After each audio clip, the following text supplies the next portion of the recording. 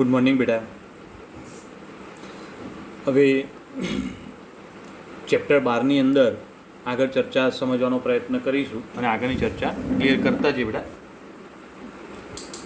અહીંયા આગળ આપણે આગળના ટોપિકની અંદર જે વાત સમજવી છે એમાં કાર્બોક્સિલિક એસિડ બનાવવાની રીતોમાં એક નવી રીત સમજવી છે.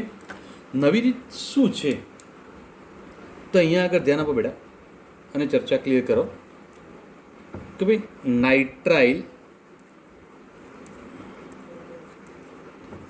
અથવા એમાઇડમાંથી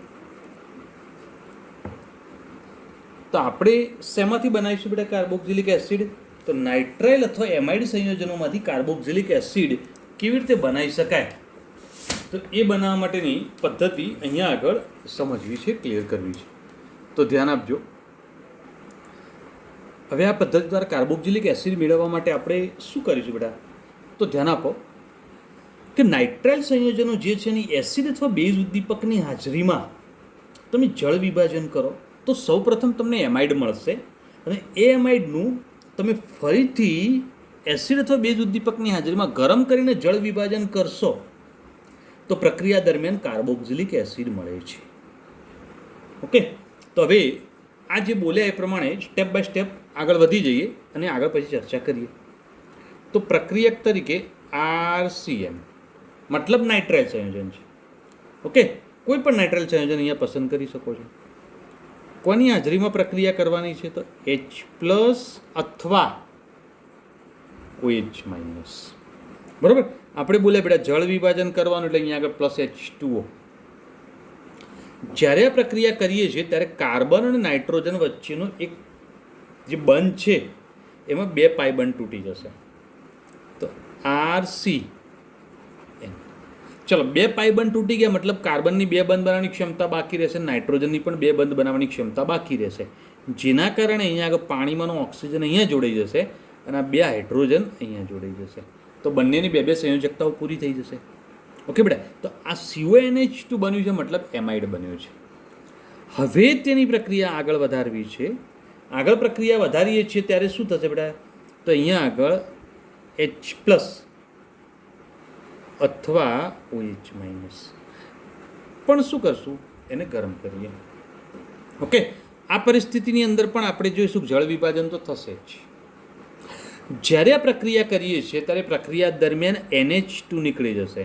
NH2 નીકળે એટલે પાણીનો OH- ત્યાં આવી જાય એટલે RC≡ એમને એમ અને અહીંયા OH આવી ગયો. ઓકે, હવે OH ત્યાં જોડાય તો H+ આની સાથે જોડાઈને NH3 બનાવી દેશે. તો તમારે એક ધ્યાનમાં લઈ શકો કે NH3 પણ બને છે અને આપણી રીતે લખવું હોય તો RCOH પણ લખી શકો છો. બરાબર કે? તો મતલબ કે કાર્બોક્સિલિક એસિડ આ રીતે મળે છે. તો કાર્બોક્સિલિક એસિડ મેળવવા માટેની આ પદ્ધતિ જોઈ ગયા. હવે આ પદ્ધતિની અંદર એક વાત કહે છે બેટા કે જો એમાઇડ બનાવવું હોય તો આટલી પ્રક્રિયા અટકાવી દેવી હોય તો શું કરવું પડે? તો નિર્બળ પરિસ્થિતિ વાપરવી પડે. મતલબ પ્રબળ પરિસ્થિતિમાં શું આવે છે કે એને ગરમ કરવામાં આવે છે ને થોડું વધુ સાંદ્ર પ્રમાણમાં વાપરવામાં આવે તો પ્રક્રિયા આગળ થાય. પણ જો ગરમ ન કરીએ, દ્રાવણ થોડું મંદ વાપરીએ તો જળ વિભાજન થઈને એમાઇડ બને ને પ્રક્રિયા અટકી જાય, પ્રક્રિયા આગળ વધે નહીં. ઓકે, તો આ પ્રક્રિયા સમજી ગયા. હવે કોઈ પણ એક ઉદાહરણ લઈ લઈએ આપણે અને એને સમજવાનો પ્રયત્ન કરીએ. તો CH3CN બરાબર, ઇથેન નાઇટ્રાઇલ, 2 કાર્બન નાઇટ્રોજન છે મતલબ કે ઇથેન નાઇટ્રાઇલ છે. હવે એની એસિડ ઉદ્દીપકની હાજરીમાં પ્રક્રિયા કરો જળ વિભાજન. જો એસિડ ઉદ્દીપકની હાજરીમાં જળ વિભાજન કરીશું તો CH3C≡NH2. તો એમાઇડ બની ગયો મતલબ 2 કાર્બનવાળો એમાઇડ છે જેને ઇથેન એમાઇડ કહીશું. અને તેની પ્રક્રિયા આગળ એસિડની હાજરીમાં ગરમ કરો. ઓકે, તો હવે આનું જળ વિભાજન થઈ જશે. જો જળ વિભાજન થઈ જાય તો CH3COH+. મેં આગળના થિયરીમાં પણ કહ્યું હતું બેટા અહીંયા આગળ એટલે કે આગળના સમીકરણમાં પણ કે અહીંયા આગળ NH2 સાથે એક H+ જોડાય તો NH3 બનાવે છે. તો કાર્બોક્સિલિક એસિડ ઇથેનોઇક એસિડ પ્રાપ્ત થાય છે. તો કેવી રીતે પ્રક્રિયા થઈ ગઈ? તો પ્રક્રિયા આ પોઈન્ટ ધ્યાનમાં રાખો. તો સરળ વાત છે.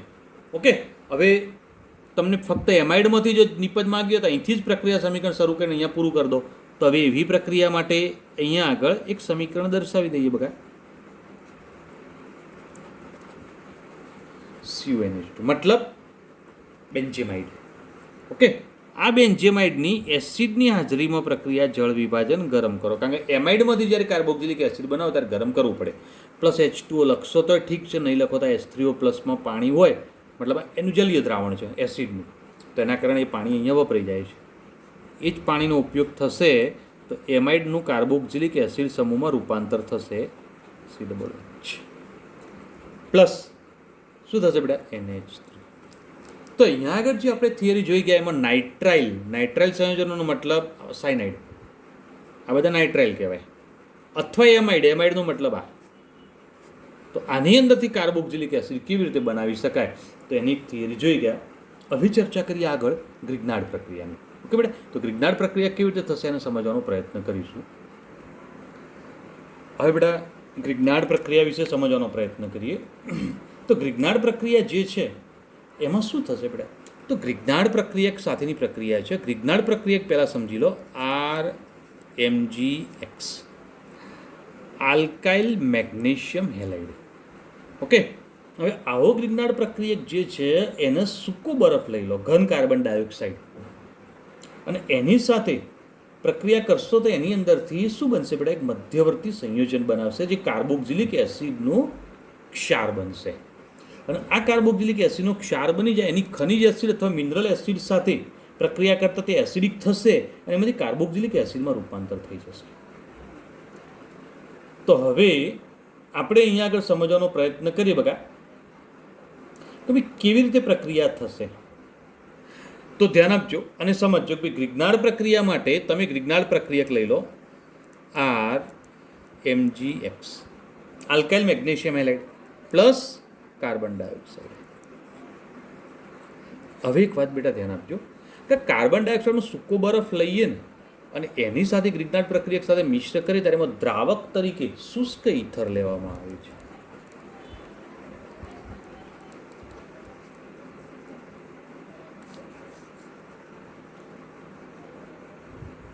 દ્રાવક તરીકે શું લઈશું બેટા? શુષ્ક ઇથર, સૂકો ઇથર પસંદ કરીશું.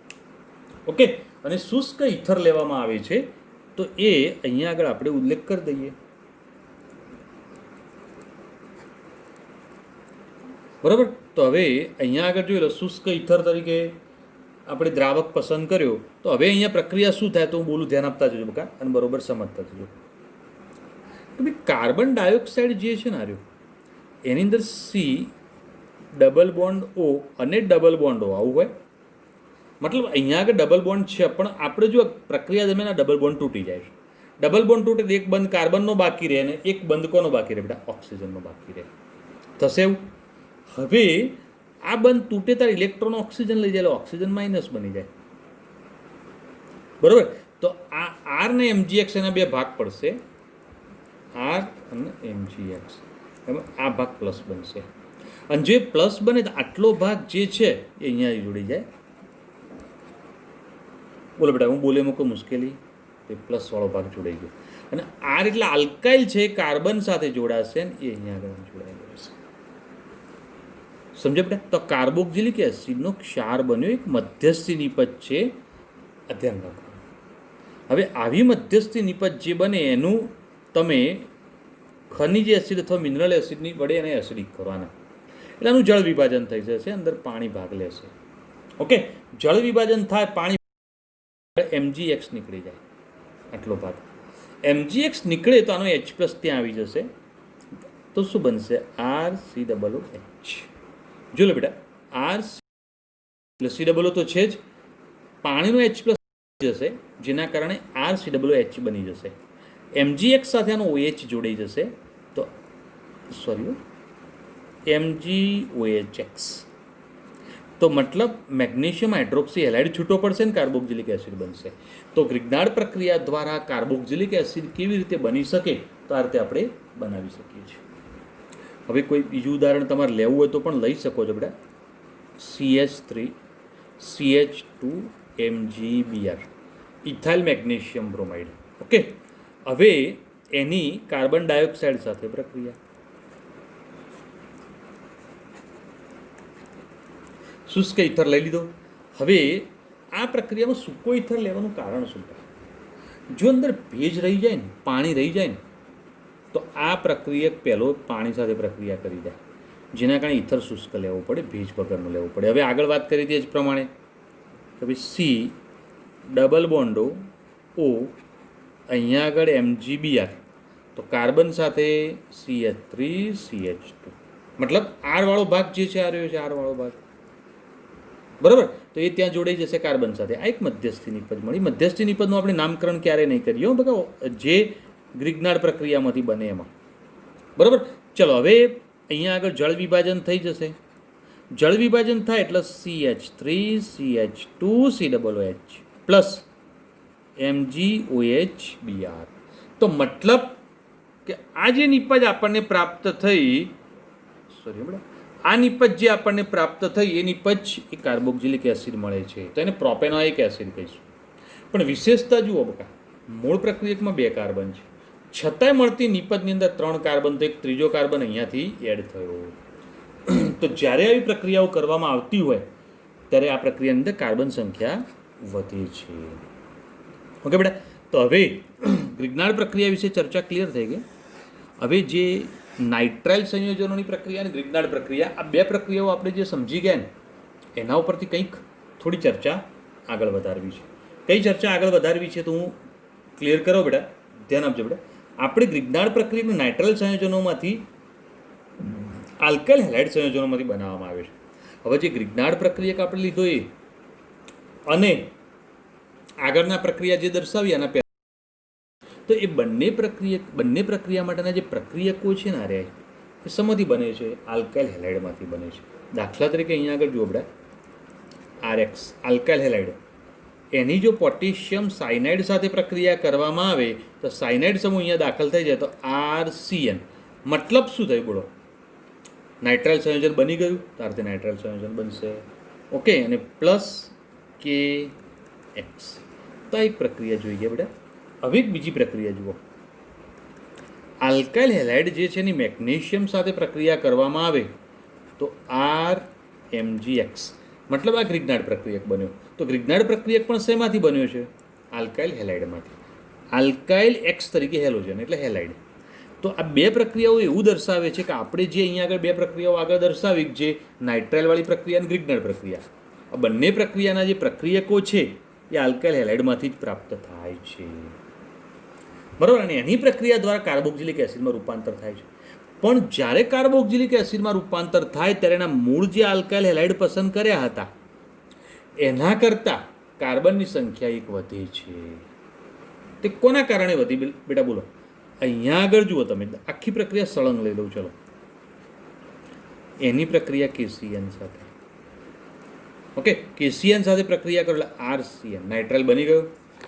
હવે ધ્યાન આપજો, નાઇટ્રાઇલની આગળ પ્રક્રિયા H+OH- જળ વિભાજન, તો શું બનશે? એમાઇડ બન્યો. ઓકે, અને એમાઇડની ફરીથી જળ વિભાજન ગરમ કરો તો RCOH. ઓકે, હવે મને એક વાત કહો બેટા, આની અંદર આલ્કાઇલ શૃંખલા છે તો આના સિવાય કોઈ કાર્બન નથી, આ તો હેલોજન છે. પણ અહીંયા આગળ આલ્કાઇલ શૃંખલા સિવાય એક કાર્બન છે, મતલબ અંતિમ કાર્બોક્સિલિક એસિડની નિપજ મળી એમાં કાર્બન સંખ્યા 1 વધી. તો કોના કારણે વધી હતી? તો આ સાયનાઇડ જોડાવાના કારણે. તો બોલો શું કહેવા માંગે? આખું પોઈન્ટ ખબર પડી બેટા? તો કાર્બનની સંખ્યા વધારવી હોય તો આ પ્રક્રિયા યાદ કરવાની. ઓકે, ચલો એક બીજી વાત કરીએ કે ભાઈ બીજી પ્રક્રિયામાં ગ્રિગ્નાર્ડ પ્રક્રિયા, તો એની મેગ્નેશિયમ સાથેની પ્રક્રિયા, તો તમને નિપજ તરીકે RMgX. RMgX જે મળ્યું એમાં કાર્બન ડાયોક્સાઇડ સાથે પ્રક્રિયા કરીએ તો તમને એમાંથી શું પ્રાપ્ત થશે? મધ્યસ્થી નિપજ. અને આ મધ્યસ્થી નિપજનું એસિડ સાથે જળ વિભાજન કરો તો RCOH. મતલબ શું થયું બોલો? તમને આ જે નિપજ મળી એ કાર્બોક્સિલિક એસિડ, મતલબ અહીંયા R છે તો અહીંયા R છે, એલોજનમાં જ જોજો, આલ્કાઇલ હેલાઇડમાં અહીંયા એલોજન છે મતલબ કાર્બન તો નથી, અહીંયા એક કાર્બન વધ્યો. તો મતલબ આની અંદરથી જ્યારે કાર્બોક્સિલિક એસિડ છેલ્લી નિપજ મળી ત્યારે એમાં પણ કાર્બન સંખ્યા વધે છે. તો શું કહેવા માગે છે આખો પોઈન્ટ મગજમાં બેસી ગયો બકા? તો ધ્યાન રાખજો. ઓકે, તો એક બીજા પ્રકારની આજની પ્રક્રિયા આપણે અહીંયા આગળ સમજી ગયા છીએ. હવે કંઈક આગળ વધીએ અને ત્રીજા પ્રકારની પ્રક્રિયા વિશે ચર્ચા કરી, મતલબ આજની ત્રીજી પ્રક્રિયા, આમ પાંચમી પ્રક્રિયા. ઓકે, હવે બેટા આ પ્રક્રિયા જુઓ, એસેલ હેલાઇડ મતલબ એસિડ ક્લોરાઇડ તમે કોઈ પણ પસંદ કરો અને તેની પહેલી એની પ્રક્રિયા સમજીએ. આની પ્રક્રિયા પહેલાં સમજીએ બેટા, પછી એનહાઇડ્રાઇડની પ્રક્રિયા સમજીએ. ઓકે, એસિડ ક્લોરાઇડ કોઈ પણ લઈને એની પાણી સાથેની જળ વિભાજન પ્રક્રિયા કરો તો કાર્બોક્સિલિક એસિડ સંયોજન બની જશે. ચલો પહેલી પ્રક્રિયાની વાત એની કરી લઈએ અને પછી આગળ વાત સમજીએ બીજી પ્રક્રિયા માટે. તો ધ્યાન આપજો બેટા, RCOCl આ એસિડ ક્લોરાઇડ છે. એસિડ ક્લોરાઇડનું ફર્સ્ટ સ્ટેપ સમજો કે પાણી સાથેની જળ વિભાજન પ્રક્રિયા. જો એની પાણી સાથે જળ વિભાજન પ્રક્રિયા કરી તો જળ વિભાજન થશે અને આ Cl નીકળી જશે તો પાણીનો OH દાખલ થશે. તો RCO OH દાખલ ત્યારે COH થઈ જાય. આના H સાથે જોડે જાય એટલે HCl. કમ્પ્લીટ બેટા? તો અહીંયા આગળ પ્રક્રિયા આ રીતે થશે, આપણે આ રીતે દર્શાવી પણ શકીએ છીએ. પણ આ પ્રક્રિયા થોડી ધીમી છે, એટલી સરળતાથી થતી નથી. જેના કારણે પ્રક્રિયાને વધુ ઝડપી બનાવવા માટે ને સરળતાથી થાય અને યોગ્ય નિપજ મળે એના માટે શું કરીશું બેટા? આલ્કલીની હાજરીમાં પ્રક્રિયા કરીશું જળ વિભાજન. અને જો આલ્કલીની હાજરીમાં પ્રક્રિયા કરીએ છીએ જળ વિભાજન તો તમે એની અંદરથી કાર્બોક્સિલેટ આયન મેળવી શકો છો. બરાબર? અને કાર્બોક્સિલેટ આયન મળે એની સાથે સાથે Cl માઇનસ આયન પણ મુક્ત થશે. અહીંયા HCl લખ્યું ને ભાઈ, એની જગ્યાએ Cl માઇનસ લખી શકો. ઓકે, હવે કાર્બોક્સિલેટ આયન તમને પ્રાપ્ત થયો, હજી પ્રક્રિયા પૂરી થઈ નથી. તમને એમ થાય સાહેબ અહીંયા આગળ H તો આવી શકે છે, પણ આ OH માઇનસ લખ્યું ને ખરેખર NaOH હોય. તો NaOH જે છે એની અંદરનો ભાગ અહીંયા આગળ જોડાય છે. કયો? ONA વાળો ભાગ. એટલે અહીંયા આગળ CO હતું, જુઓ 2 O કેવી રીતે આવ્યા, બીજો O ક્યાંથી આવ્યો? તો અહીંયા આગળ બીજો O કયો છે બેટા? આનો છે. ONA અહીંયા જોડાઈ જાય. બરાબર? એટલે બનશે શું ખરેખર? RCOO. પણ Na પ્લસ તરીકે આયન ધન આયન નથી લખ્યો એટલે આ -3 એટલે આટલું ભાગ એટલે લખ્યો છે. તો હવે આનો જે H વધ્યો એ અહીંયા જોડાઈ જાય તો HCl બની જાય ને, અને એના કારણે જ H નથી લખ્યો ને આનો Na પણ નથી, બંનેના ધન આયન નથી લખ્યા, ફક્ત ઋણ આયન જ લખ્યા છે. ઓકે બેટા? તો એ રીતે લખી શકો છો. અને તેને એસિડિક બનાવવામાં આવે એસિડ સાથે જળ વિભાજનની પ્રક્રિયા, તો આનો H પ્લસ અહીંયા જોડાઈ જશે. તો મતલબ RCOH કાર્બોક્સિલિક એસિડ મળી જાય. તો આ રીતે કાર્બોક્સિલિક એસિડ મેળવવાની પદ્ધતિ એ વધારે યોગ્ય માનવામાં આવે છે. બીજી પદ્ધતિ બેટા, એમાં ઝડપી અને વધુ યોગ્ય, વધુ સારી રીતે કાર્બોક્સિલિક એસિડ મેળવી શકાય છે. બરાબર? હવે કાર્બોક્સિલિક એસિડ તેના અનુવર્તી એનહાઇડ્રાઇડમાંથી પણ બનાવવામાં આવે છે. હવે એસિડ અને હાઇડ્રાઇડમાંથી કેવી રીતે બનાવી શકાય તો એને પણ સમજવાનો પ્રયત્ન કરીએ તો એનું જળ વિભાજન સીધું જ થઈ જાય છે. દાખલા તરીકે અહીંયા લીધું C6H5 CO2O. ઓકે બેટા? Benzoic anhydride. હવે આ બેન્ઝોઇક એનહાઇડ્રાઇડ જે છે એની પાણી સાથે પ્રક્રિયા કરો. જો પાણી સાથે પ્રક્રિયા કરીએ છીએ તો C6H5COOH બેન્ઝોઇક એસિડ 2 બનશે. કેવી રીતે બને છે આખી પ્રક્રિયા સમીકરણ અલગ પાડીને સમજાવું. C6H5COO C6H5. હવે ધ્યાન આપણે આ C6H5 નો મતલબ બેન્ઝીન વલય છે, આવું છે. પછી C double bond O C double bond O 2 વખત લખ્યું. ઓકે, ચલો હવે જ્યારે પ્રક્રિયા થાય છે, જ્યારે જળ વિભાજન થશે ત્યારે આ ઓક્સિજનના 2 બાજુના 2 બંધ બનેલા છે ને, અરે એ બંનેમાંથી ગમે તે એક બંધ તૂટી ગયો. ધારો કે આ તૂટી ગયો, માની લો તો આટલું વધ્યું C6H5CO. તો અહીંયા આગળ 2 ભાગ પડ્યા છે પાણીના. ઓકે, તો C6H5CO બન્યું છે, એમાં પાણીનો OH જોડાઈ જાય તો COOH થઈ ગયો. અને અહીંયા આગળ C6H5COO છે તો આ H ત્યાં જોડાઈ જશે એટલે COOH ત્યાં પણ બની જશે. મતલબ 2 અણુ બન્યા.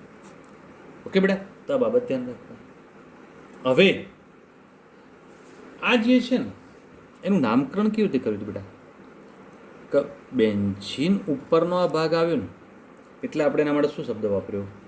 બેન્ઝોઇક. તો આ બાજુ પણ બેન્ઝોઇક છે, તો બંને બાજુના ભાગ એક જ સમાન છે, એક જ વાર બોલીશું બેન્ઝોઇક એનહાઇડ્રાઇડ. ઓકે, હવે બીજું એક ઉદાહરણ જુઓ બકા. C6H5CO બરાબર, અને પછી OCOCH3 એનું જળ વિભાજન કરો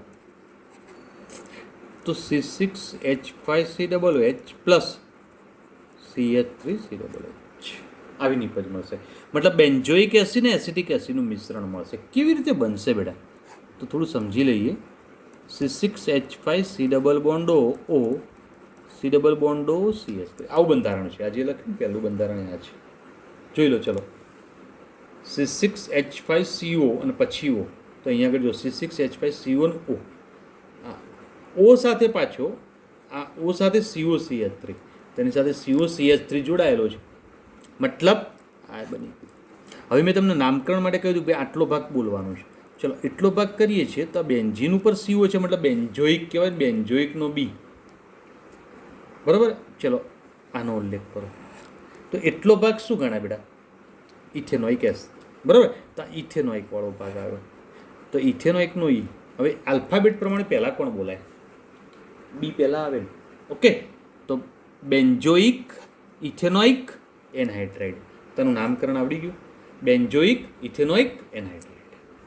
તો એના ઉપરથી નિપજ મળી. આ તમને કહ્યું હતું આગળ કે ઓક્સિજનની બે બાજુ બે બંધ બનેલા છે, એમાંથી ગમે તે એક બંધ તોડી કાઢો, જે તોડો. આપણે આ વખત આ બાજુનો તોડીએ. ચલો, ઓકે.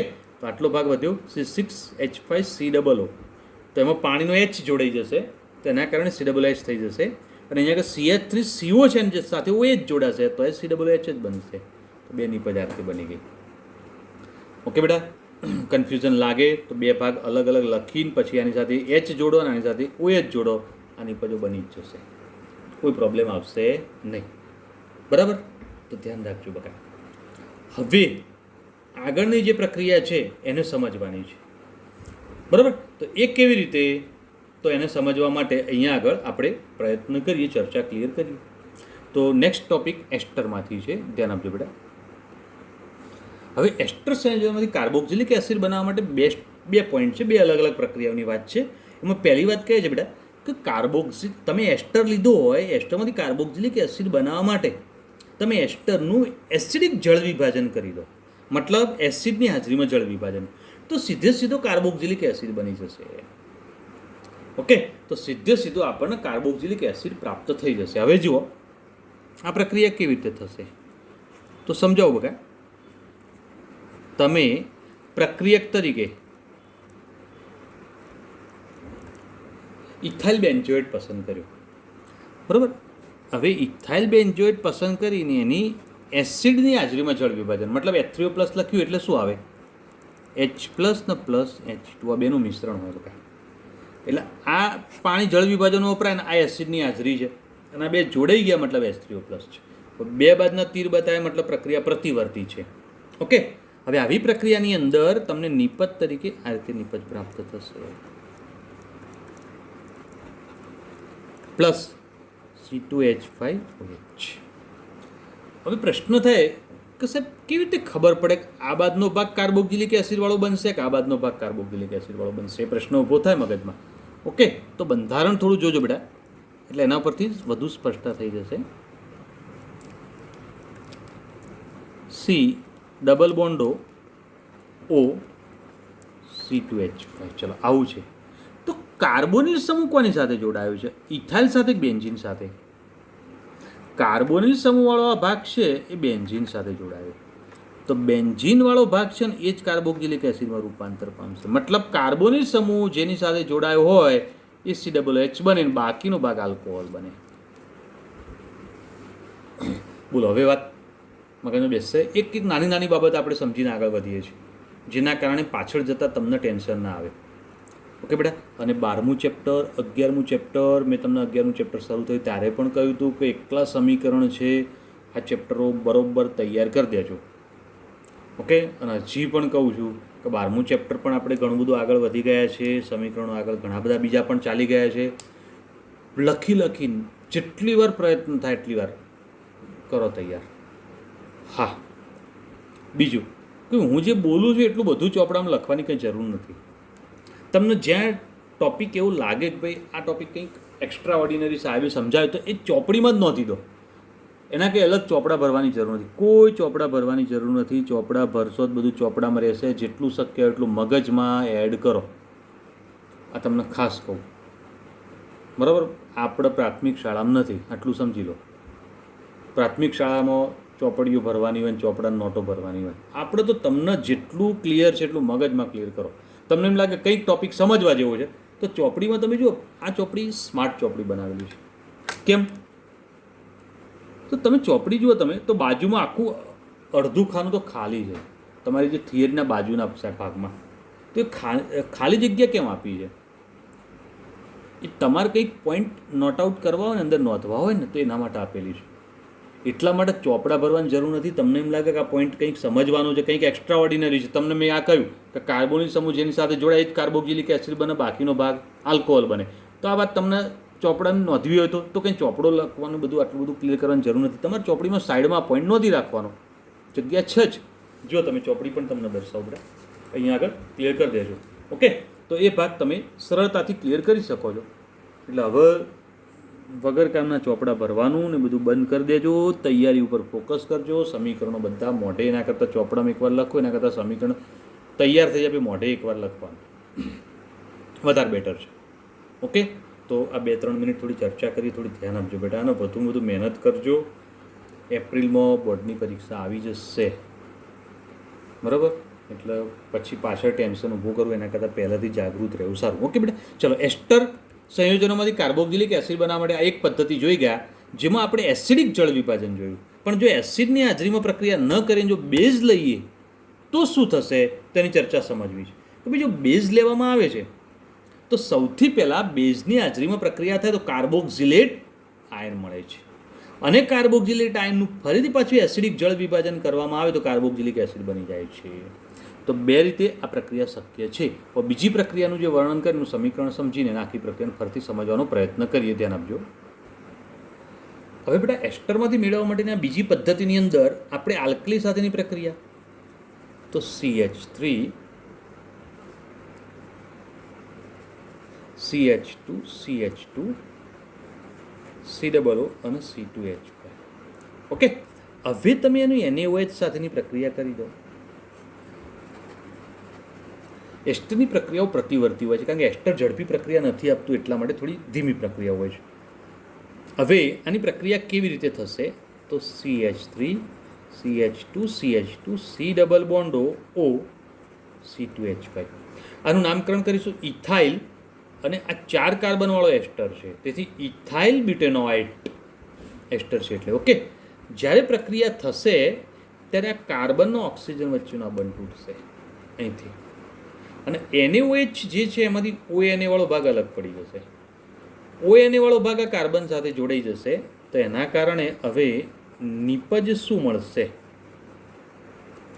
ચલો, અહીંથી બંધ તૂટ્યો હતો તો ONA વાળો ભાગ અહીંયા જોડાઈ જશે, અને પ્લસ આ હાઇડ્રોજન અહીંથી બંધ તૂટેલા ઓક્સિજન સાથે જોડાઈ જશે તો C2H5OH.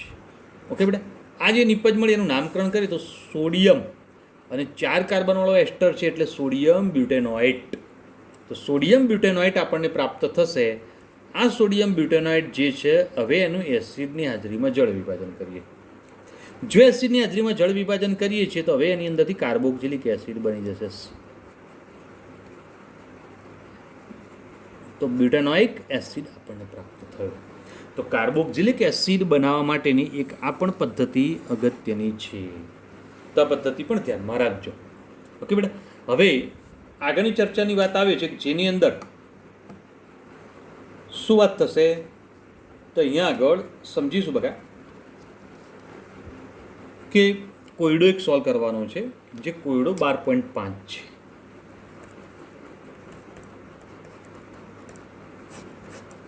આની અંદર આપણને પરિવર્તનની વાત કરેલી છે. આવા પરિવર્તન એટલા બધા ઇમ્પોર્ટન્ટ પ્રશ્ન છે કે હું તમને કહું બેટા કે પરીક્ષાની અંદર પણ આ પરિવર્તન ઇમ્પોર્ટન્ટ છે આવા, અને બોર્ડની પરીક્ષા ગુજકેટ અને જીની એક્ઝામની અંદર પણ આવા પરિવર્તન આવે છે. તો એ પરિવર્તનની અંદર પ્રક્રિયા કયો, નિપજ કઈ, કઈ પરિસ્થિતિમાં પ્રક્રિયા થાય છે, આવા ઘણા બધા પ્રશ્નો બનાવીને આપણને એ પૂછતા હોય છે. તો ઘણા બધા સ્ટેપ અહીંયા આગળ બની શકે છે. તો એવા પરિવર્તન ક્લિયર કરવા માટે અહીંયા આગળ પહેલું પરિવર્તન હું ક્લિયર કરાવું, ધ્યાન આપજો બેટા. બ્યુટેન 1 ઓલ, એમાંથી તમારે બનાવવું છે બ્યુટેનોઇક એસિડ. લગભગ બધી કાર્બોક્સિલિક એસિડ બનાવવાની પ્રક્રિયાઓ જશે, કેમ કે અત્યાર સુધીમાં આપણે જે ચર્ચા કરી એમાં કાર્બોક્સિલિક એસિડ બનાવવાની જ વાત આવી છે. પણ થોડી એક્સ્ટ્રા ચર્ચાઓ અહીંયા આગળ આવશે, આપણે એનો ઉપયોગ કરીશું. ઓકે બેટા, તો પહેલું સમીકરણ જે છે ને એ ક્લિયર છે, કોઈ કોમ્પ્લિકેશન નથી. કેમ? કારણ કે આલ્કોહોલની અંદરથી કાર્બોક્સિલિક એસિડ બનાવવું છે, તો બ્યુટેન 1 ઓલ, એમાંથી બ્યુટેનોઇક એસિડ, કાર્બનની સંખ્યા પણ એના આવી છે. તો આ સમીકરણ તમે ઘરે ક્લિયર કરી દેજો બેટા. જોન્સ પ્રક્રિયા દ્વારા થતી પ્રક્રિયા છે અને જે તમને આવડી જશે, બરાબર? તો એ ક્લિયર કરી શકશો. તો એક પ્રક્રિયા તમે હોમવર્કમાં ક્લિયર કરી દેશો. હવે બીજી પ્રક્રિયા છે ભાઈ, બેન્ઝાઇલ આલ્કોહોલમાંથી ફિનાઇલ ઇથેનોઇક એસિડ. હવે એનું હેડિંગ પહેલાં ક્લિયર કરી દઈએ સેકન્ડ માટે. બેન્ઝાઇલ આલ્કોહોલ,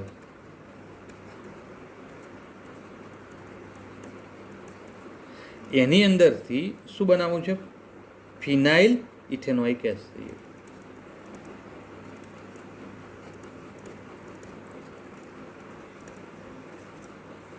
ઓકે બેટા, હવે પહેલું તો તમારે કોઈ પણ આવું પરિવર્તન દર્શાવવું છે, કોઈ પણ આવું પરિવર્તન લખવું છે, તો એના માટે શું આપેલું છે એનું સૂત્ર તમારા મગજમાં આવી જવું જોઈએ, શું બનાવવાનું છે એનું સૂત્ર પણ મગજમાં આવવું જોઈએ. બે સૂત્રો મગજમાં આવી જવા જોઈએ. હવે બે સૂત્રો મગજમાં લેવાના હોય તો પહેલાં તો બેન્ઝાઇલ આલ્કોહોલ એનું સૂત્ર ક્લિયર કરવું પડે. તો બેન્ઝાઇલનો મતલબ શું થાય બકા? બેન્ઝીન ઉપર CH2 એટલે બેન્ઝાઇલ કહેવાય. ઓકે, અને એની અંદર OH જોડ એટલે બેન્ઝાઇલ આલ્કોહોલ. હવે બુકમાં લખ્યું રીતે લખવું હોય તો લખી શકો બકા. જોજો C6H5CH2OH આવું પણ લખશો તો વાંધો નથી, પણ C6H5 છે એટલે બેન્ઝીન વલય આવશે. ઓકે, બંને લખી શકો, સેમ વાત છે. ચલો, હવે એની અંદરથી આ બનાવવાનું છે. હવે જો એ નિપજ બનાવવાની હોય તો એ નિપજનું બંધારણ પહેલાં મગજમાં ક્લિયર કરી દેવું પડે તમારે. એનું બંધારણ કેવું છે? તો અહીંયા આગળ જુઓ, C6H5 CH2 ને પછી COOH. જોજો બેટા, નીચે લખ્યું. ઓકે, તો અહીંયા આગળ આ ફિનાઇલ ઇથેનોઇક એસિડ. હવે એક વાત મગજમાં સ્પષ્ટ રીતે ક્લિયર કરી દો, બેન્ઝીન ઉપર CH2 ને પછી OH છે, મતલબ બેન્ઝીન ઉપર એક જ કાર્બન છે, અને આ નિપજની અંદર બેન્ઝીન ઉપર 2 કાર્બન આવ્યા. કાર્બન સંખ્યા વધી. ઓકે, હવે કાર્બન સંખ્યા વધી હોય તો કેવી રીતે વધારી શકાય? તો કાર્બન સંખ્યા વધારવા માટે આપણા જોડે 2 ઓપ્શન હતા, હમણાં જ આપણે ચર્ચા કરી હતી. અને 2 ઓપ્શનની અંદર આપણા જોડે કઈ કઈ વાત આવી હતી બેટા? કે સૌથી પહેલો ઓપ્શન આપણા પાસે એ હતો કે ભાઈ અહીંયા આગળ એની પોટેશિયમ સાયનાઇડ સાથે પ્રક્રિયા કરો, અને બીજો હતો ગ્રિગ્નાર્ડ પ્રક્રિયા. પણ ગ્રિગ્નાર્ડ પ્રક્રિયા અહીંયા આગળ મુશ્કેલ વાત છે. તો પોટેશિયમ સાયનાઇડવાળો ઓપ્શન આપણા માટે ખુલ્લો છે, પણ એ ઓપ્શન એપ્લાય કરીએ એના પહેલાં અહીંયા આગળ OHની જગ્યાએ હેલોજન હોવું જોઈએ. અને જો હેલોજન સમૂહ તમારે લાવવો હોય તો આ જે આલ્કોહોલ છે એની પ્રક્રિયા તમે કોઈ પણ આવો એસિડ લઈ લો, HBની જગ્યાએ HI પણ લઈ શકો છો, જેની સાથે પ્રક્રિયા કરતા બ્રોમિન OHને દૂર કરશે.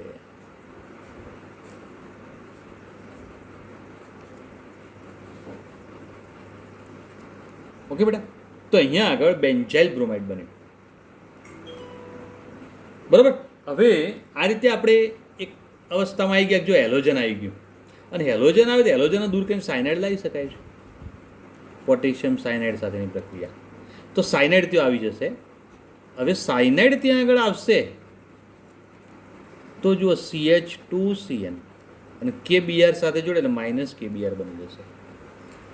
હવે સાયનાઇડમાંથી COOHમાં રૂપાંતર કરવું હોય તો આપણે જોઈ ગયેલા છીએ, નાઇટ્રાઇલમાંથી COOH, તેની H3O+ સાથેની જળ વિભાજન પ્રક્રિયા.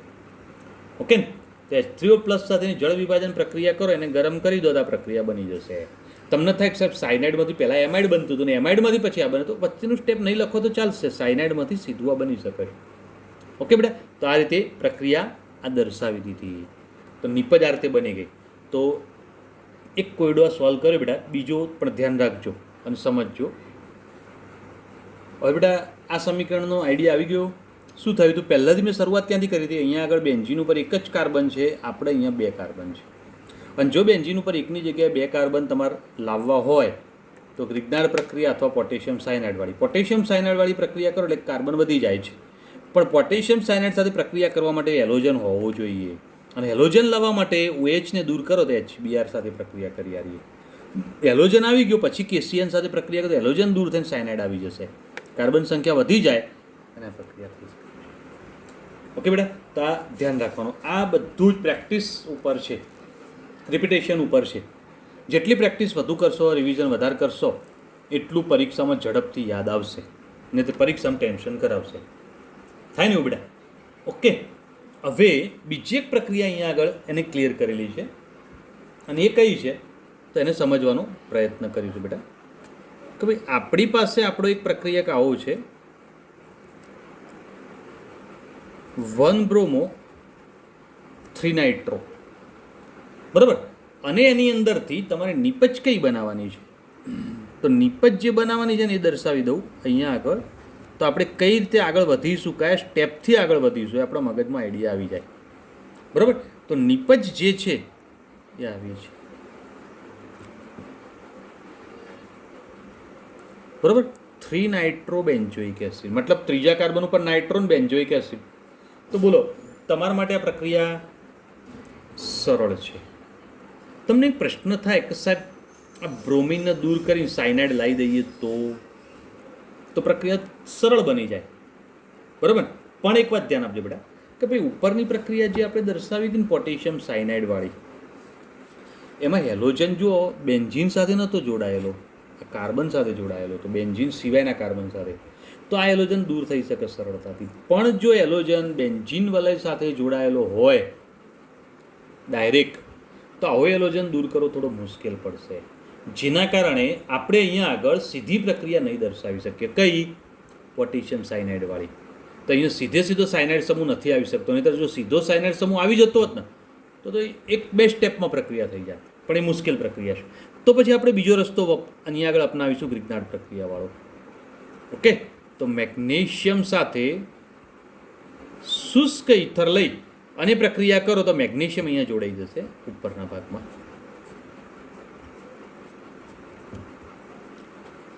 તો MgBr નાઇટ્રો સમૂહ એમના એમ જ, નાઇટ્રો સમૂહ કોઈ ચેન્જીસ આવ્યું નથી. ઓકે, એમાં છેક સુધી ચેન્જીસ નથી કરવાનો.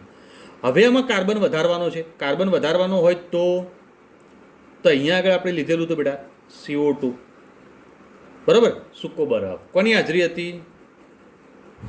શુષ્ક ઇથર. અહીંયા પણ સેમ વાત. ઓકે, અને આ કાર્બન ડાયોક્સાઇડ અહીંયા દાખલ થશે. જો કાર્બન ડાયોક્સાઇડ ત્યાં દાખલ થાય તો એ પરિસ્થિતિની અંદર શું બનશે તેને સમજી લઈએ આપણે અને ક્લિયર કરી દઈએ બેટા. તો આ જે ભાગ છે એની અંદર કોની સાથે જોડાશે? C, ડબલ બોન્ડો, અને અહીંયા આગળ O, MgBr. કમ્પ્લીટ. તો આ કાર્બન ડાયોક્સાઇડ જોડાયું બેટા, એમાં કાર્બન સાથે કોણ જોડાયું? બેન્ઝીન. અને MgBr કોની સાથે જોડાયું? ઓક્સિજન સાથે. અને હવે એની જળ વિભાજન પ્રક્રિયા કરી દઈએ એસિડની હાજરીમાં. અને જો જળ વિભાજન કરો તો MgBr નીકળી જશે, આનો H+ અહીંયા આવી જાય, ઉપર COOH બની જશે. અને અહીંયા નાઇટ્રો એમના એમ રહેશે. આપણે નાઇટ્રો લખવાનું ભૂલી ગયું, લખવાનું જ છે, તો એમના એમ જ રહેશે. આ એક મધ્યસ્થી નિપજ છે.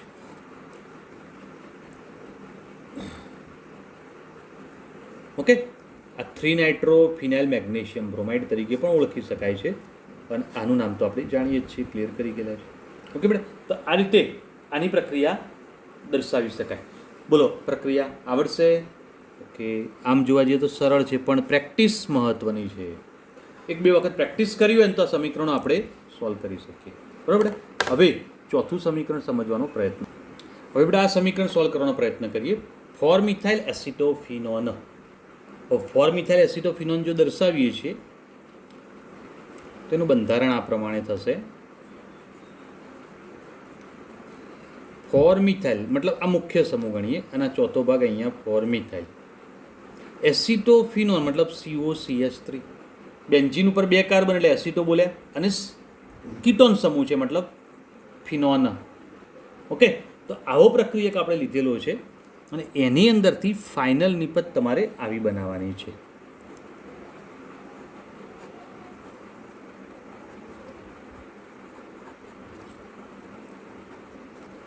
Benzene 1,4 ડાયકાર્બોક્સિલિક acid. ઓકે, હવે આ નિપજ કેવી રીતે બનશે? ચલો એક વાત આપણે જાણીએ છીએ બેટા કે કીટોન સમૂહ જે છે એનું ઓક્સિડેશન કરીએ તો કાર્બોક્સિલિક એસિડ બનાવી શકીએ છીએ, મિથાઇલમાંથી પણ કાર્બોક્સિલિક એસિડ બનાવી શકીએ છીએ. આ વાત આપણે જાણીએ છીએ, બરાબર. બંને સમૂહ અલગ અલગ રીતે હોય ને તેના ઓક્સિડેશનથી આપણે કાર્બોક્સિલિક એસિડમાં રૂપાંતર કરીએ છીએ. આવી પ્રક્રિયા આપણે ક્લિયર કરી ગયેલા છે, બરાબર. તો હવે એનું ઓક્સિડેશન આપણે પ્રબળ પ્રક્રિયા પરિસ્થિતિમાં કરીએ. પ્રબળ પ્રક્રિયા પરિસ્થિતિનો મતલબ KMnO4 અને KOH. ઓકે, જો પ્રબળ પ્રક્રિયા પરિસ્થિતિમાં પ્રક્રિયા કે આનું ઓક્સિડેશન થઈ જાય તો ઓક્સિડેશનની એ પ્રક્રિયા દરમિયાન ઉપર CO તો છે જ બેટા, હવે ઓક્સિજન એક બીજો આવશે અને KOH છે એનો કે આવી જશે. આમ તો COOH જ થઈ જાય, પણ મેં તમને આગળ વાત સમજાવેલી છે કે ભાઈ કાર્બોક્સિલિક એસિડ છે તો આ બેઝ છે એટલે એના કારણે એનું તટસ્થીકરણ થાય તો અહીંયા આગળ કે આવી જશે. તો નીચે પણ એવું જ થશે, COO અને K, બરાબર. તો અહીંયા આગળ ધ્યાનમાં રાખજો. નામકરણ શું કરીશ બેટા? 2 પોટેશિયમ છે એટલે ડાયપોટેશિયમ, પછી બેન્ઝીન, પછી એના પહેલા ચોથા કાર્બન સાથે જોડાયેલો છે તો 1,4 ડાયકાર્બોક્સિલેટ. જો પોટેશિયમ ના લે તો COO માઇનસ બને અને COO માઇનસનો મતલબ કાર્બોક્સિલેટ આયન કહેવાય. તો 2 છે એટલે બંને નંબર બોલી દો તો શું બોલીશું? બેન્ઝીન બોલ્યા પછી 1,4 ડાયકાર્બોક્સિલેટ મતલબ આ એક કાર્બોક્સિલેટ, બીજો કાર્બોક્સિલેટ. હવે એની એસિડ સાથેની પ્રક્રિયા કરી દો તો કે નીકળી જશે, H આવી જાય એટલે બંને જગ્યાએ COOH થઈ જશે. આપણી નિપજ બની ગઈ, ફાઇનલ નિપજ. બોલ બેટા કેવી રીતે ફાઇનલ નિપજ બનાવી? કોઈને મુશ્કેલી, કન્ફ્યુઝન? ઓકે, સરસ, બરાબર. તો આ રીતે આપણે દર્શાવી શકીશું, ધ્યાનમાં રાખજો. હવે એક 5મી પ્રક્રિયા સમજવાનો પ્રયત્ન કરીએ. હવે બેટા આ પ્રક્રિયા સમજવાનો પ્રયત્ન કરીએ.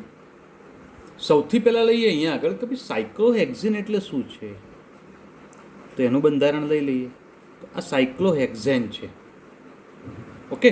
અને એમાં કોઈ પણ જગ્યાએ એક દ્વિબંધ આવી જાય એટલે સાયક્લોહેક્ઝીન થઈ જાય. હવે બુકમાં દ્વિબંધની પ્રક્રિયાઓ કેવી રીતે થાય સમજાવેલું નહોતું, પણ મેં તમને સમજાવ્યું હતું. અને ત્યાં આગળ એક વાત કરી હતી બેટા આવી રીતે CH3, CH double bond CH અને CH3 આનું ઉદાહરણ લીધું હતું. મેં તમને કહ્યું હતું કે આ દ્વિબંધવાળો ભાગ છે ને આખો તૂટી જતો હતો. તો આ 2 કાર્બનવાળો કાર્બોક્સિલિક એસિડ બન્યો હતો ને આ 2 કાર્બનવાળો કાર્બોક્સિલિક એસિડ બન્યો હતો. પણ ક્યારે સીધી શૃંખલા હોય ને તો, પણ ચક્રીય ભાગ હોય તો શું થશે? તો ચક્ર તૂટી જશે આખું, બરાબર. અને ચક્ર તૂટે તો એ પરિસ્થિતિની અંદર પરિસ્થિતિ જે છે એ આપણે શું લઈશું બેટા? KMnO4 અને H2SO4 એને ગરમ કરો. KOH લઈ શકો છો બેટા, પણ H2SO4 લેવાનો મોટો ફાયદો શું? સીધી પ્રક્રિયા થઈ જાય ને. જો KOH લીધેલો હોય તો પાછળ અહીંયા KOH લીધો તો શું થયું હતું? કે આવ્યો તો ફરીથી પાછી એસિડ સાથે પ્રક્રિયા દર્શાવવી પડે. H2SO4માં આવું ન કરવું પડે, બરાબર. ચલો હવે ધ્યાન આપો બેટા, શું થશે? આ બંને કાર્બનવાળા ભાગ છે ને અહીંથી તૂટી જશે, દ્વિબંધવાળો ભાગ.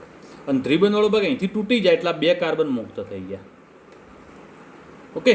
તો તમે જો 2 કાર્બનના મુક્ત થયા તો 1, 2, 3, 4, 5, 6 કાર્બન તો એમને એમ જ છે. જો આ ચક્ર 6 કાર્બનનું જ છે, 6 કાર્બન એમને એમ જ થયા. તો છેડા ઉપરનું જે કાર્બન છે ને આ બંને કાર્બન એનું ઓક્સિડેશન થઈને COOH બનાવી દેશે, ઓકે બેટા. હવે અહીંથી શરૂ કરી દે 1, 2, 3, 4, 5 ને 6 કાર્બન. જો 6 કાર્બનવાળો આખો ભાગ સીધો આમ સીધો લખી દઈએ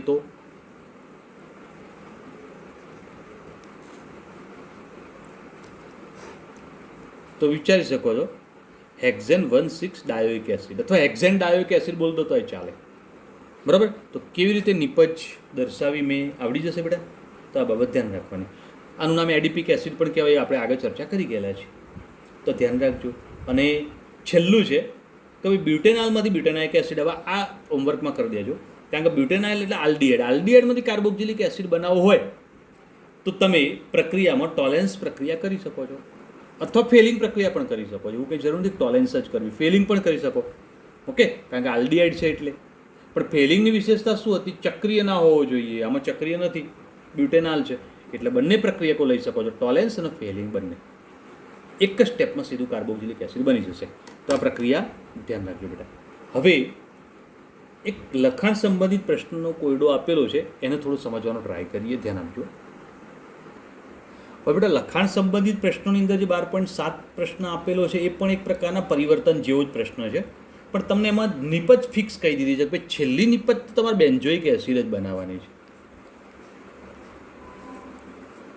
તમે શરૂ ગમે ત્યાંથી કરો, અંત તો અહીંયા જ આવવો જોઈએ. આનો મતલબ એવો થયો બેટા કે બેન્ઝોઇક એસિડ છેલ્લી નિપજ આપણી બનવી જોઈએ. તો હવે એના માટે અલગ અલગ ઓપ્શન ક્લિયર કરેલા છે. શરૂઆત ક્યાંથી કરવી આપણને કહ્યું છે, તો અંત કેવી રીતે હશે એ ક્લિયર છે. બરાબર.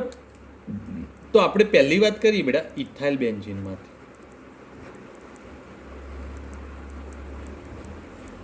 ઇથાઇલ બેન્ઝીનમાંથી બેન્ઝોઇક એસિડ બનાવો. પહેલાં તો ઇથાઇલ બેન્ઝીનનું સૂત્ર શું, એનું બંધારણ શું, તે ક્લિયર કરી દેવું પડે.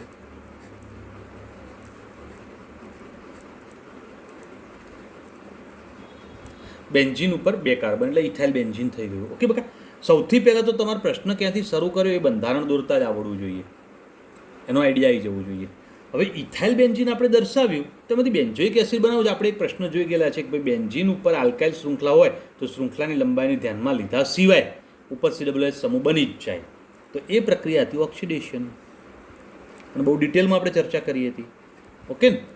તો અહીંયા આગળ KMnO4 KOH ગરમ કરો.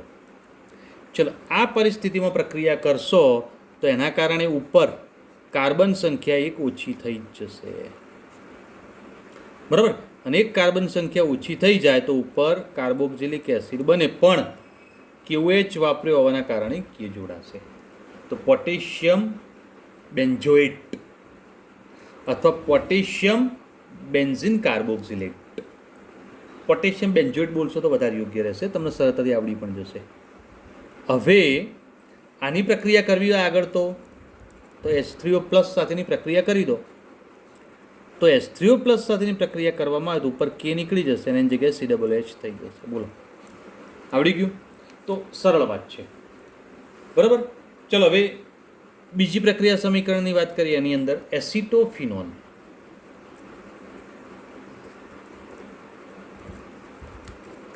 હવે એસિટોફિનોનમાંથી કેવી રીતે, પહેલાં એસિટોફિનોનનું બંધારણ તો અહીંયા આગળ ધ્યાન આપજો બેટા. એસિટોફિનોનનું બંધારણ આવું છે, બધાને ખબર છે. ઓકે. હવે એસિટોફિનોનનું બંધારણ આવે તો એનું ઓક્સિડેશન કરી દો. આ સેમ પરિસ્થિતિ, તો આ બની જાય તો એમાંથી આ બની જશે. તો બીજું સમીકરણ લખતો નથી, હવે આવડી જશે. ઓકે. એસિટોફિનોન ઓક્સિડેશન કરી દો KMnO4 અને KOH વડે, તો પોટેશિયમ બેન્ઝોએટ ને જળ વિભાજનથી આ બની જાય. બરાબર. હવે ત્રીજી પ્રક્રિયા બ્રોમોબેન્ઝીન.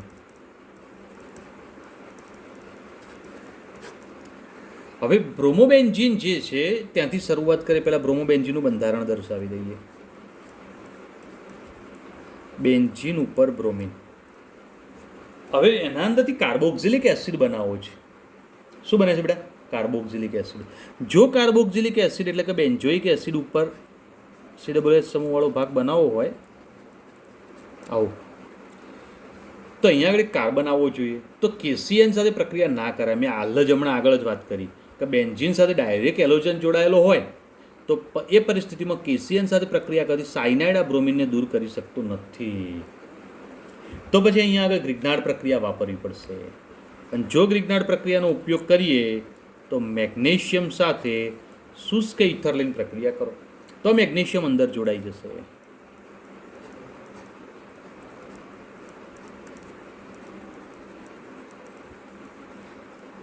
ઓકે બેટા. તો આ બાબત ધ્યાન રાખવાની. તો આ ગ્રિગ્નાર્ડ પ્રક્રિયક આપણને મળી ગયો. હવે ગ્રિગ્નાર્ડ પ્રક્રિયક બન્યા પછી ઉપર એક કાર્બન સંખ્યા વધારવી હોય તો CO2 સાથે પ્રક્રિયા શુષ્ક ઇથર. ઓકે બેટા. આ CO2 એટલે સૂકો બરફ, સોલિડ લખી શકો. બરાબર. ચલો હવે આ આગળ શું થશે પ્રક્રિયામાં જોઈ લો. સી ડબલ બોન્ડ ઓ અને ઓ, આ CO2 જોડાઈ ગયો બેન્ઝીન સાથે, તો ઓક્સિજન સાથે MgBr. બરાબર, આ એક મધ્યસ્થી નિપજ મળી, ધ્યાન રાખજો. આ ફિનાઇલ મેગ્નેશિયમ બ્રોમાઇડ છે, આનું કોઈ નામકરણ નહીં કરીએ. અને એની પ્રક્રિયા આગળ વધારીએ તો એસિડની હાજરીમાં જળ વિભાજન. બરાબર, અને આ જળ વિભાજન કરીએ એટલે મતલબ આ ભાગ નીકળી જશે, કયો MgBr વાળો. તો H અહીંયા જોડાઈ જાય તો H આની સાથે જોડાય, મતલબ બેન્ઝોઇક એસિડ મળશે. તો કોઈ મુશ્કેલી બકા? ઓકે, સરસ. ઓકે, હવે ચોથી પ્રક્રિયા સમજીએ, ધ્યાન આપજો. ફિનાઇલ ઇથિન. આ જે ફિનાઇલ ઇથિન છે ને એને સ્ટાયરીન પણ કહીશું. હવે ફિનાઇલ ઇથિનનું બંધારણ આવું છે, જુઓ. સોરી, CH2 નથી હો બગા, CH double bond CH2. Styrene પણ કહી શકીએ આને. હવે આની પ્રક્રિયા જે છે ને સરળ છે આમ તો, કેમ કે આ બે કાર્બન વચ્ચે દ્વિબંધ છે, અને જો આનું ઓક્સિડેશન કરીએ આપણે તો દ્વિબંધ તૂટી જાય. બરાબર ને? તો KMnO4 KOH સાથે ઓક્સિડેશન પ્રક્રિયા કરો, ગરમ કરો, તો આ દ્વિબંધ તૂટે એટલે બે કાર્બન છૂટા પડી જશે. આ કાર્બન છૂટો પડે એટલે ફોર્મિક એસિડ બનાવે. મેં તમને કહેલું છે. ઓકે ને?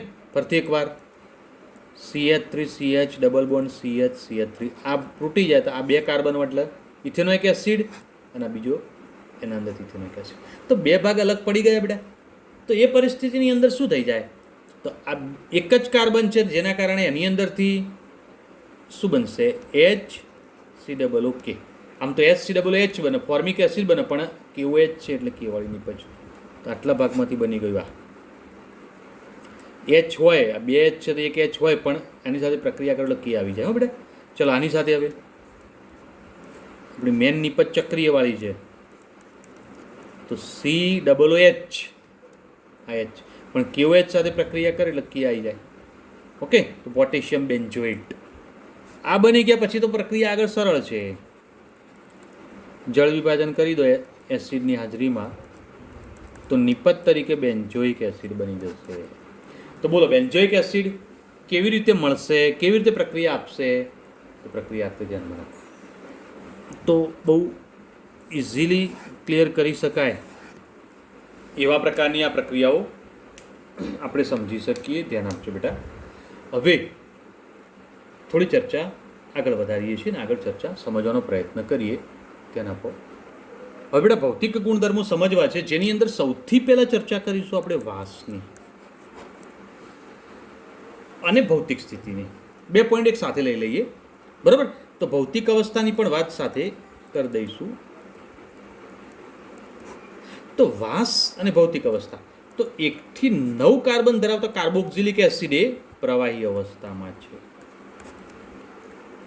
ઓકે, એ પ્રવાહી અવસ્થા. જેમ જેમ કાર્બન સંખ્યા વધતી જાય તેમ તેમ તેની પ્રવાહી અવસ્થા ઘટ્ટ બનતી જાય.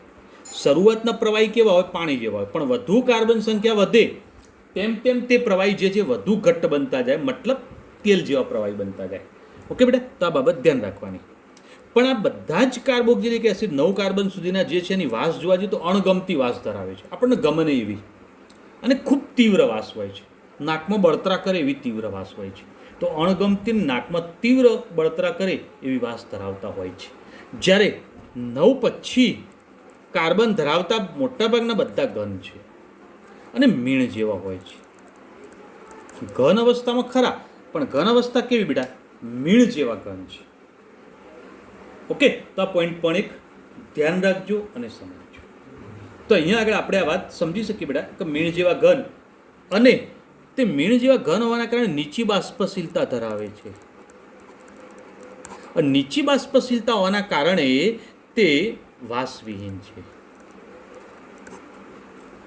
બાષ્પશીલતા નીચી છે, જેના કારણે બાષ્પ ન બને તો આપણે એની વાસ ના આવે, તેના કારણે વાસવિહીન જોવા મળે છે. તો આ બાબત પણ ધ્યાનમાં રાખવાની. તો એ જ રીતે બેન્ઝોઇક એસિડ પણ નીચી બાષ્પશીલતા ધરાવતો વાસવિહીન પદાર્થ છે. બેન્ઝોઇક એસિડ મતલબ બેન્ઝીન ઉપર COOH હોય એવો. ઓકે, તો એ પણ આપણે સમજી શકીએ, ક્લિયર કરી શકીએ બધા. તો આ બાબત એક સમજી શકાય, ક્લિયર કરી શકાય એવી છે. બરાબર. હવે ઉત્કલન બિંદુની વાત કરીએ તો કાર્બોક્સિલિક એસિડ સંયોજનો જે છે એ તેના અનુવર્તી સમાન આણ્વીય દળ ધરાવતા આલ્ડીહાઇડ, કીટોન અને આલ્કોહોલ આ બધા કરતાં સૌથી ઊંચા ઉત્કલન બિંદુ ધરાવે છે. એવું કેમ? તો કાર્બોક્સિલિક એસિડ આંતરાણ્વીય હાઇડ્રોજન બંધ બનાવે છે. અને જો આંતરાણ્વીય હાઇડ્રોજન બંધ બનાવે તો આ હાઇડ્રોજન બંધ ખૂબ પ્રબળ હોય છે. પાછું કેવી રીતે જોઈ લો તો અહીંયા આગળ RC ડબલ બોન્ડ OH આ એક કાર્બોક્સિલિક એસિડનો અણુ આવ્યો, એના સંપર્કમાં RC ડબલ બોન્ડ OH આ બીજો કાર્બોક્સિલિક એસિડનો અણુ.